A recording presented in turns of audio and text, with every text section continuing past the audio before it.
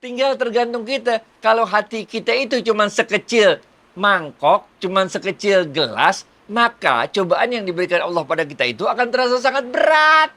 Asin, pahit, bener gak? Tapi kalau cobaan oleh Allah yang dari Allah itu cuma yang sama, yang segenggam itu, kemudian hati kita buat luas, hati kita buat lapang, seluas dan selapang danau ini, maka cobaan itu nggak berasa apa-apa sama kita. Tenang aja kita jalanin hidup. This too shall pass. Ini juga badai pasti berlalu, bener nggak?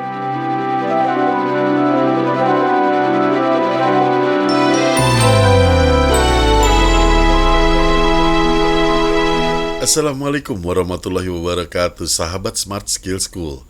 Semoga kita semua selalu dalam lindungan Allah Subhanahu wa Ta'ala. Amin. Sehat selalu ya, sahabat dimanapun Anda berada, terutama yang dalam kesunyian jauh dari keluarga, jihad mencari rezeki luar biasa. Tetap semangat. Yuk kita sapa Ustadz kita, Ustadz Adi Warman Azwar Karim. Ustadz, Assalamualaikum, apa kabar? Waalaikumsalam warahmatullahi wabarakatuh. Sehat, berkah, bahagia selalu. Amin. Amin, Alhamdulillah. Nah Ustadz, ini saya bingung nih. Sahabat menanyakan mengenai Ustadz sudah pernah bercerita, tapi mungkin di forum lain, bukan di kita nih, membahas perdebatan antara dua orang alim yang menceritakan asal muasal sumber rezekinya dan ikhtiarnya. Boleh Ustadz ceritain nama kita? Ya, ini adalah sebetulnya perdebatannya nggak selesai-selesai nih tentang rezeki ini. Bahkan perdebatan mengenai rezeki, apakah rezeki itu akan datang sendiri kepada kita walaupun kita nggak usaha, atau rezeki itu harus kita cari, ini perdebatannya sampai pada level imam mazhab. Wah, gelo gak? Waktu itu Imam Syafi'i berguru kepada Imam Malik. Oke. Pemahaman Imam Malik terhadap konsep rezeki ini adalah rezeki itu akan datang dengan sendirinya. Konsep Imam Malik itu menyebutkan tugas kita adalah melakukan bagian kita. Lebihnya terserah Allah. Inilah yang kalau masih ingat episode pertama yang kita sebut sebagai do your best and let Allah do the rest. Ini sebetulnya adalah kalimatnya Imam Malik. Lakukan saja bagianmu, kemudian serahkan semuanya yang lain pada Allah. Nah, sehingga kalau menurut Imam Malik, rezeki itu mutlak akan datang kepada kita karena memang udah diatur oleh Allah. Oke? Asal kita udah melakukan bagian kita aja udah. Sedangkan Imam Syafi'i berpendapat berbeda. Imam Syafi'i, muridnya Imam Malik, berpendapat rezeki itu harus dicari, diupayakan, diikhtiarkan. Nah, ini. Sampai pada suatu ketika, ini ada kisahnya nih, ini menarik sekali. Ini kisah klasik. Waktu itu Imam Syafi'i, muridnya Imam Malik ini, dia lagi berjalan, mau menuju tempat belajarnya, pondok pesantrennya yang dipimpin oleh Imam Malik itu. Di tengah jalan dia lihat ada serombongan orang lagi melakukan panen anggur, metikin anggur. Maka Imam Syafi'i ikut bantuin orang itu metikin anggur. Nah, karena beliau ikut metikin anggur, maka beliau dapat upah sebagai orang yang ikut metikin anggur itu. Beliau kemudian melanjutkan perjalanannya, bertemulah dengan gurunya Imam Malik. Benar gak? Apa kata Imam Syafi'i kepada Imam Malik? Wahai guruku, pagi ini aku keluar dari rumahku, di tengah jalan aku berusaha berikhtiar untuk mencari rezeki, bantuin orang metik anggur, sehingga akhirnya aku dapat anggur. Ini bukti kebenaran dari pendapatku, bahwa rezeki itu memang harus diupayakan. Imam Malik mendengar muridnya berkata demikian, beliau tersenyum, kemudian beliau katakan, aku dari pagi tidak pernah keluar dari pondok ini. Benar ya? Dan tadi terlintas dalam pikiranku, alangkah enaknya kalau aku makan anggur dalam suasana yang panas ini, benar gak? Dan alhamdulillah kali ini rezeki itu telah datang di hadapanku. Sambil Imam Malik mencicipi anggur yang dibawa oleh Imam Syafi'i tersebut. Kemudian Imam Malik mengatakan, Bukankah ini bukti dari kebenaran perkataanku bahwa rezeki itu datang sendiri? Ha, benar nggak? Ini. Kemudian kedua, guru dan murid ini tertawa tentang argumentasi yang masing-masing dibangun oleh mereka. Nah, yang harus kita sama-sama fahami di sini, pendapatnya Imam Malik ini kadang-kadang oleh sebagian orang yang mempelajari secara kurang tepat, beliau mengartikannya, orang-orang ini mengartikan seakan-akan memang betul-betul kita duduk-duduk aja wirid-wirid doang, sholat-sholat doang. Salah, bos. Kalau kita perhatikan ceritanya Imam Malik ini, kalau kita perhatikan kalimat-kalimat Imam Malik mengatakan, aku tidak hari ini tidak keluar dari pondokku, aku seharian mengajar di pondok ini, dan rezeki itu datang kepadaku. Inilah yang dimaksud dengan Imam Malik, always do your best and let Allah do the rest. Beliau bekerja, yaitu kerjanya ngajar. Ya benar nggak? Beliau kerja ngajar, dari ngajarnya itulah kemudian rezeki datang. Ini kalau dalam ilmu kita namanya wasilah, untuk jalan untuk turunnya rezeki tersebut, benar nggak? Walaupun ada sebagian orang dan sebagian rezeki yang memang sudah dijamin oleh Allah akan datang kepada kita walaupun kita memang tidak melakukan upaya apa-apa ini. Ini harus kita bedakan lagi, benar nggak? Karena memang ada rezeki yang memang sudah dijamin oleh Allah. Allah mengatakan dalam Al-Quran, aku jamin rezeki semua yang melata di muka bumi ini. Ya, itu lain lagi, benar nggak? Tapi untuk lebih dari itu ya kita harus usahakan. Jadi sebetulnya tidak ada perbedaan antara pendapatan Imam Syafi'i yang mengatakan rezeki itu harus kita cari, kita upayakan dengan bersusah payah, dengan pendapatnya Imam Malik. Karena Imam Malik mengatakan juga kalau kalimatnya kita ingat baik-baik, lakukanlah bagianmu. Nah, bagian kita ini kan macam-macam. Ada bagian orang yang ngajar, jadi dia nggak keluar rumah. Tapi kan tetap kerja, tetap ikhtiar. Ikhtiarnya ikhtiar ngajar. Then let Allah do the rest. Kemudian kita serahkan semua itu kembali kepada Allah. Jadi sama aja lah. Mau pakai pendapatnya Imam Malik, mau pakai pendapatnya Imam Syafi'i, sama aja. Kita semua harus ikhtiar.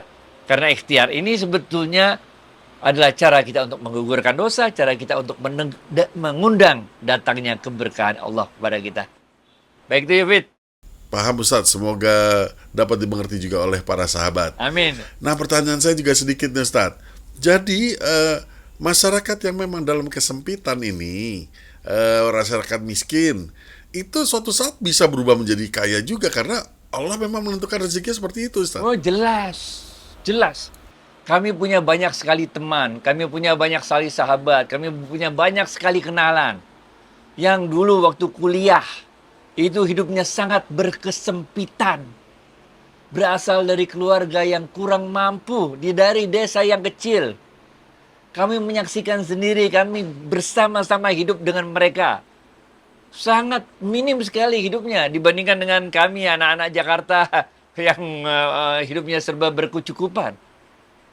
Tapi sekarang Allah membuktikan bahwa teman-teman kami itu sahabat-sahabat kami yang sama-sama dulu tidur barengan di indekos, menjalani kita semua. Kita lihat mereka semua menjadi sukses, menjadi orang yang berkecukupan. Anak-anak mereka dikirim untuk sekolah ke luar negeri. Allah yang ngatur semuanya. Sebaliknya, banyak juga teman-teman kami, teman-teman SD, SMP, SMA, yang waktu dulu di Jakarta, merupakan anak-anak orang yang berkecukupan, hidup dalam segala kebercukupannya, dan sekarang sebagian dari mereka hidup dalam kekurangan, benar nggak? Ini kita melihat dengan mata kepala sendiri bagaimana Allah memutar-mutar yang kaya jadi miskin, miskin jadi kaya, kaya. Bahkan kami juga melihat dengan mata kepala sendiri banyak teman-teman kami waktu kita mulai kerja ya, waktu itu pasar modal di Indonesia lagi melambung, benar nggak? Sehingga kita juga melihat beberapa kawan-kawan kita yang kaya raya karena dapat memanfaatkan momentum boomingnya, meledaknya atau melonjaknya pasar modal di Indonesia waktu itu di Bursa Efek Jakarta dulu namanya, sekarang Bursa Efek Indonesia. Itu pada kaya-kaya. Tapi kami melihat juga dengan mata kepala sendiri bagaimana mereka yang dulu mendapat suatu kebercukupan yang luar biasa itu akhirnya satu persatu mengalami kesulitan, benar nggak? Sebaliknya kita juga lihat bagaimana teman-teman yang dulu baru lulus kuliah, masih in the cost, udah lulus kuliah masih in the cost, masih kerja dengan gaji yang pas-pasan itu, benar nggak? Akhirnya sekarang menjadi orang-orang yang berkecukupan.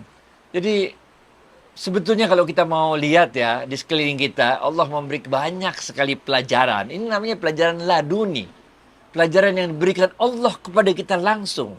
Atau kalau dalam bahasa lainnya ilmu kauniyah namanya. Ilmu yang terbentang di sekitar kita. Kalau orang Padang bilang alam takabang jadikan guru itu. Alam yang terkembang di sekeliling kita ini kita jadikan guru. Allah memperlihatkan kepada kita bagaimana bumi itu berputar. Bagaimana kehidupan itu berputar. Kadang kita sempit, kadang lapang dan sebagainya. Oke. Masih penasaran Ustadz? Sedikit lagi boleh ya? Ya. Jadi jelas rezeki si miskin ini bisa bertambah. Tapi dari cerita Ustadz, ini kelihatannya Allah juga bisa menarik kembali rezeki orang tersebut, Ustadz. Lah iya. Iya, caranya Allah narik rezeki kadang-kadang itu dikasih fur dulu sama Allah. Dikasih fur dulu sama Allah. Tadi kita udah cerita bagaimana teman-teman kami yang diberikan banyak kecukupan oleh Allah waktu itu karena melambungnya pasar modal Bursa Efek Jakarta waktu itu luar biasa. Mereka mendapatkan keuntungan dari jual beli saham tersebut. Ketika kita mendapatkan keuntungan harta yang begitu banyak, tapi hati kita, tapi diri kita belum siap untuk jadi orang kaya. Nah ini. Kaya mah iya, tapi kemampuan mental kita, kemampuan diri kita itu belum siap. Sehingga kekayaan itu disertai dengan kepelitan tuh kalau bahasa Betawi itu. Apa tuh bahasa sopannya nggak tahu dah. Kalau bahasa Betawinya pelit, ente kikir, ente kaya tapi ente pelit gitu. Sehingga harta yang berlimpah itu tidak diikuti dengan kedermawanan. Secara fisik harta kita banyak, secara hati kita miskin. Kelakuan kita kayak orang miskin. Bener gak? Semua mau dikekep, semua dipegangin, gak mau bagi-bagi sama orang. Bener gak? Nah, orang-orang yang model kayak ginilah adalah orang-orang yang lupa bahwa harta yang banyak yang didapatkan itu bukan semata-mata karena hasil kerja keras dia. Emang sangkain harga saham naik, harga saham turun, ente dapat keuntungan dari situ, ente yang bikin tuh harga saham naik, harga saham turun, bener gak? Akan itu ada kekuatan supply and demand yang membuatnya. Walaupun dalam beberapa transaksi ada yang direkayasa supaya bisa up, bisa down ya. Tapi kita sekarang lagi ngomong yang normal-normal aja nih, bener gak? Jadi orang-orang yang diberikan oleh Allah berbagai kenikmatan harta yang banyak. Kemudian mereka itu tidak siap untuk menjadi orang kaya. Kita butuh orang yang bukan sekedar kaya hartanya, kaya fisiknya, tapi juga kaya hatinya. Yang tidak khawatir untuk berbagi dengan yang lain. Kan Allah kasih kita banyak. Benar gak? Masa kita nggak mau ngasih lagi kepada orang lain untuk berbagi? Orang-orang kayak ginilah bisa dicabut oleh Allah nikmatnya. Yang kalau dalam Al-Quran disebut la in syakartum la azidannakum wa la in kafartum inna adzabi lasyadid. Kalau masih ingat waktu itu pendapat yang disampaikan oleh Syekh Abdul Qadir Jailani, kalau engkau masih mau tetap terus menikmati nikmat yang telah Allah berikan padamu, maka bersyukurlah. Okay? Orang-orang yang lupa daratan, orang-orang yang serakah, yang kaya hartanya tidak diikuti imbangi dengan kaya jiwanya, kaya hatinya, inilah orang-orang yang berpotensi besar untuk kufur atas nikmatnya Allah. Mereka-mereka inilah yang berpotensi besar, nikmatnya itu akan dicabut oleh Allah. Baik, David. Berat. Ustadz, ini mengenai urusan ini Ustadz, ego manusia. Bagaimana menurut tasawuf? Karena ego ini kadang bikin kita mau menang sendiri, selalu merasa benar, nggak bisa dikritik, bicara seolah-olah udah paling hebat di dunia.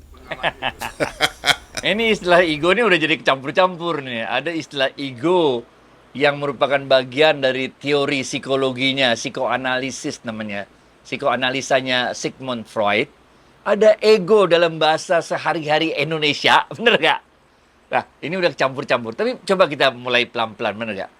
Dalam teori psikologi yang dibangun oleh Sigmund Freud, itu ada 3 unsur. Yang pertama namanya id, id tulisannya.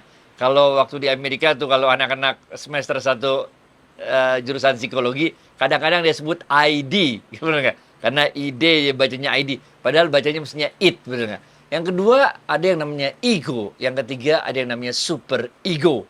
Oke. Dalam analisanya Freud dikatakan itu adalah hasrat dari manusia yang mau ini, mau itu, mau ini, mau itu, mau ini, mau itu, benar nggak? Sedangkan ego adalah hasrat yang mau ini, itu, mau itu, mau itu bertemu dengan realitas. Nah, realitasnya kayak apa? Itu kita masuk pada ego.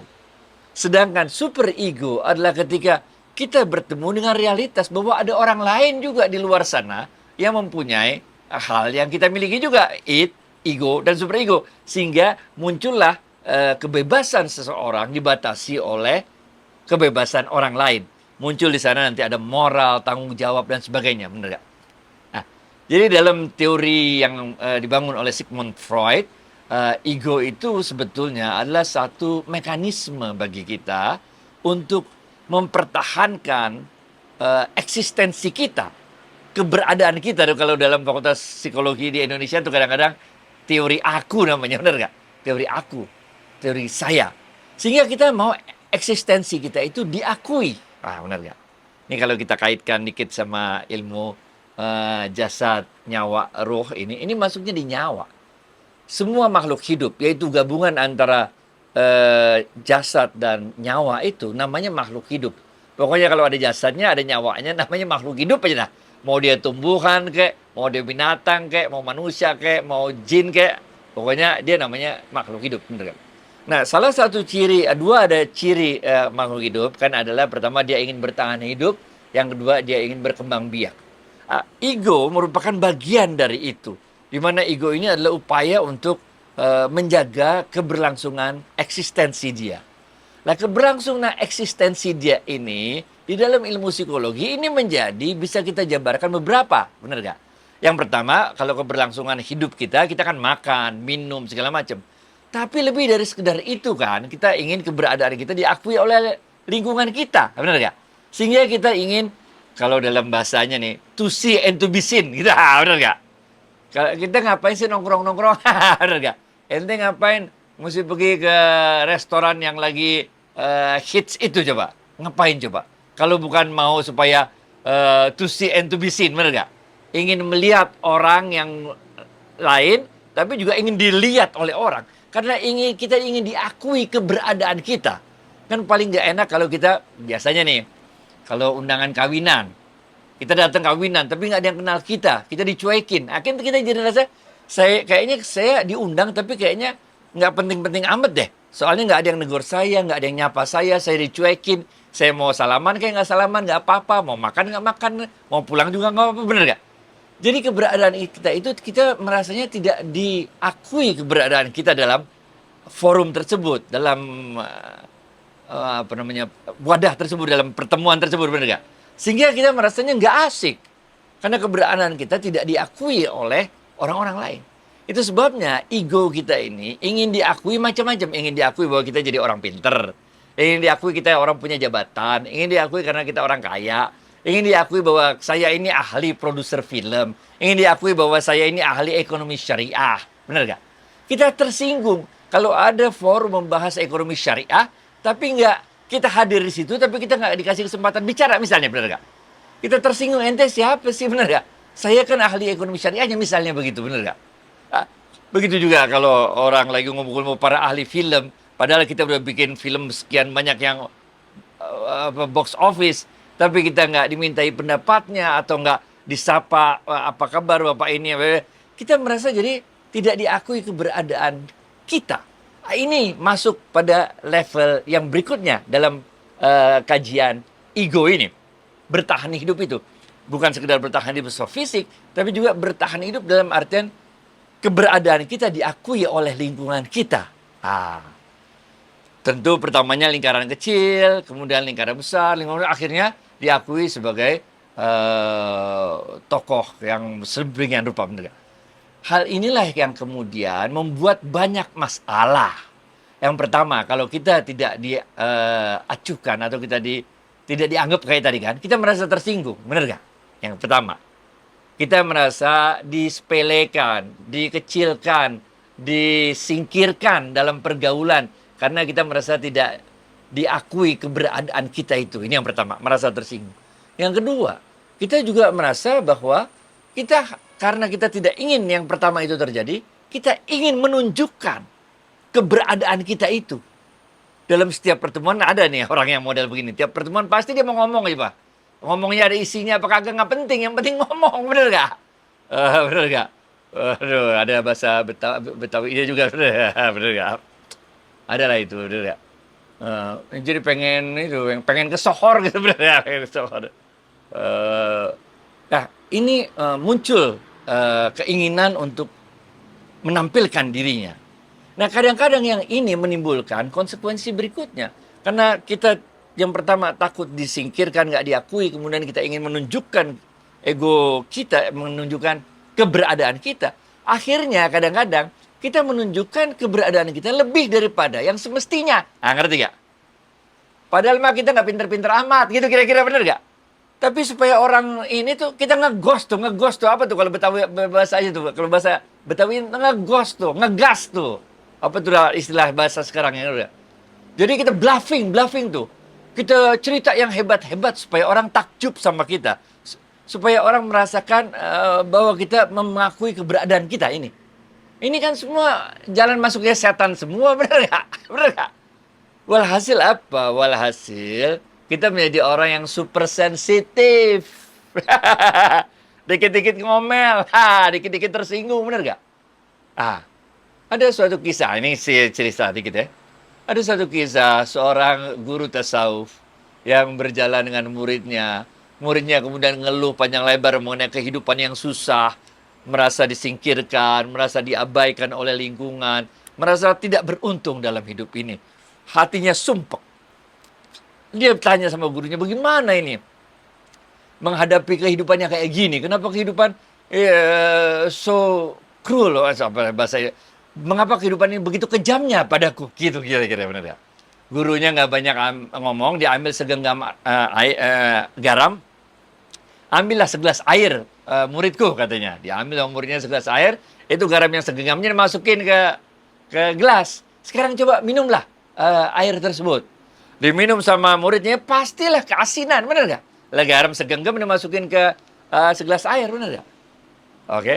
Kemudian mereka berjalan lagi sampailah ke suatu danau yang besar. Maka gurunya bilang, ambil lagi satu genggam garam, katanya. Sekarang taburkan garam itu di danau ini. Taburin sama muridnya satu genggam garam tersebut. Sekarang ambillah air dari danau tersebut. Minumlah. Apa rasanya? Segar, kata muridnya. Nah, ini pelajaran penting, kata gurunya. Cobaan dari Allah itu, ya segitu itu, segenggam garam itu. Benar nggak? Udah ditakar sama Allah cobaan buat kita. Tinggal tergantung kita. Kalau hati kita itu cuma sekecil mangkok, cuma sekecil gelas, maka cobaan yang diberikan Allah pada kita itu akan terasa sangat berat. Asin, pahit, benar nggak? Tapi kalau cobaan oleh Allah yang dari Allah itu cuma yang sama, yang segenggam itu, kemudian hati kita buat luas, hati kita buat lapang, seluas dan selapang danau ini, maka cobaan itu nggak berasa apa-apa sama kita. Tenang aja kita jalanin hidup. This too shall pass. Ini juga badai pasti berlalu, benar nggak? Jadi dengan inilah sebetulnya kita memahami bahwa ego kita itu, kalau kita piara terus dalam pengertian tadi, jadi repot. Ini harus kita naikin, kalau teorinya Sigmund Freud, naikin menjadi super ego. Di mana kita memahami bahwa keberadaan kita itu akan berinteraksi dan dibatasi oleh ego orang lain lagi, sehingga kita menjadi orang yang mempunyai batasan-batasan moral, budaya, adat istiadat, etika, dan sebagainya. Oke? Insya Allah dah. Jadi ego ini sebenarnya melelahkan ya Ustadz. Menurut tasawuf itu bagaimana kita mengecilkan ego ini, Ustaz? Ego mah nggak bisa dikecilin, ego emang harus segitu. Gedein aja tuh hati, bener nggak? Bikin hatinya seluas segede danau. Karena cobaan dari Allah tuh udah ditakar sama segenggam garam. Tinggal kita mau naruh segenggam garam ini di wadah sekecil gelas, atau kita taruh segenggam garam itu di wadah segede dan seluas danau. Ini persoalannya hati kita. Hati kita harus kita lapangin. Kalau ada orang lecehin kita, ya kita senyum aja, bener gak? Ingat gak waktu itu yang siapa namanya? Lupa tuh, jadi bener gak? Yang dia dicaci maki Hasan kalau nggak salah ya. Kalau nggak salah Hasan, lupa lah saya siapa ya cerita gitu. Yang dia dicaci maki, kemudian dia bilang alhamdulillah, terima kasih banyak. Oh, Ali Zainal Abidin radhiyallahu anhu, ingat ya? Ketika beliau keluar dari masjid, kemudian begitu keluar dari masjid, Ali Zainal Abidin radhiyallahu anhu ini dicaci maki, lalu dia bilang terima kasih banyak, katanya. Apa yang kau sampaikan semua keburukan-keburukan itu nggak ada apa-apanya dibandingkan keburukan tentang diriku yang aku ketahui. Ya, benar gak? Dia jadi kalau baru dinyek gitu rumah kecil, benar gak? Yang aku ketahui tentang keburukan diriku jauh lebih banyak daripada apa yang kau sampaikan tadi, benar. Nah, kalau hati kita udah buat, kalau bahasa Jawanya apa bahasa Betawinya jembar tuh, hatinya jembar tuh, jembar. Lebar, hatinya luas, benar gak? Jadi orang ngatain bego lu di gitu kan. Alhamdulillah. Bener gak? Bener gak? Udah gitu aja deh, bismillah. Back to you. Nah, baik Ustadz. Ada lagi sahabat yang menanyakan sedikit pengertian tentang rezeki. Apakah rezeki yang dimaksud adalah rezeki ekonomi aja atau termasuk hidayah-hidayah dari Allah? Dua-duanya. Rezeki kan banyak macamnya. Jadi termasuk rezeki ekonomi juga. Termasuk rezeki ekonomi juga, termasuk rezeki keluarga yang soleh-soleha, keluarga yang sakinah, mawaddah, warahmah, semuanya. Kadang-kadang itu kalau Allah nyabut, yang pertama Allah cabut itu bukan rezekinya. Yang pertama Allah cabut itu keberkahan dari rezekinya. Ini men. Kita tetap punya bini yang itu juga dah. Kita tetap punya anak-anak itu, keluarga kita itu juga nggak berubah. Belum cerai, belum apa, belum. Tapi keberkahannya dicabut oleh Allah. Jadi Allah narik pertama kali itu keberkahannya. Harta kita belum kurang, rumah kita masih itu juga, mobil kita itu juga, tabungan kita masih segitu juga, masih sama. Tapi keberkahannya dicabut oleh Allah. Ini men. Masih ingat kan berkah? Berkah 4 maknanya. Pertama, kita merasa bahagia. Kedua, orang lain sekitar kita merasa bahagia. Ketiga, kita mendapat manfaat, orang lain sekitar kita juga dapat manfaat. 4 hal ini dicabut oleh Allah. Keluarga kita itu juga men, gak berubah. Belum cerai, belum apa, belum. Tapi kita gak merasa bahagia. Orang sekitar kita gak bahagia. Kita merasa gak ada manfaatnya. Ini model keluarga apa, model kayak begini. Orang sekitar kita juga gak ada merasa bahagia. Nah ini, dicabut keberkahannya. Harta kita gitu juga, rumah itu juga. Masih tetap, belum ada yang kurang.